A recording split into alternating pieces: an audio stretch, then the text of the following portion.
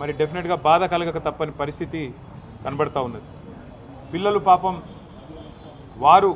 వారి బాధ్యత కాకపోయినా వారికి నిజంగా చెప్పాలి అంటే సంబంధం లేని అంశమైనా కూడా వారు చేస్తున్న పోరాటం, వారు ఏదో ఆశించి స్వప్రయోజనం కోసమో తమ లాభం కోసమో కాకుండా హైదరాబాద్ నగర భవిష్యత్తు కోసం, తమ విశ్వవిద్యాలయ భవిష్యత్తు కోసం వారు పడుతున్న ఆరాటం ఏదైతే ఉందో నిజంగా కూడా చాలా గొప్పది.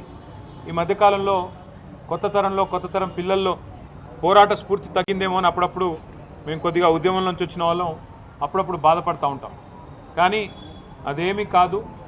సరైన సందర్భం వచ్చినప్పుడు, సరైన ఇష్యూ ఉన్నప్పుడు తప్పకుండా మేము గొంతు విప్పుతాము అని చెప్పి వాళ్ళ హైదరాబాద్ సెంట్రల్ యూనివర్సిటీ పిల్లలు చూపెడుతున్న తెగువ, వారి పోరాటానికి ముందుగా నేను సెల్యూట్ చేస్తూ వారికి హ్యాట్స్ ఆఫ్ చెప్తూ, నేను కాంగ్రెస్ పార్టీని, ముఖ్యంగా ఇక్కడున్న కాంగ్రెస్ ప్రభుత్వాన్ని సూటిగా ఒక 3-4 ప్రశ్నలు ఆ పిల్లల తరపున మా పార్టీ తరపున కూడా అడుగుతా ఉంది.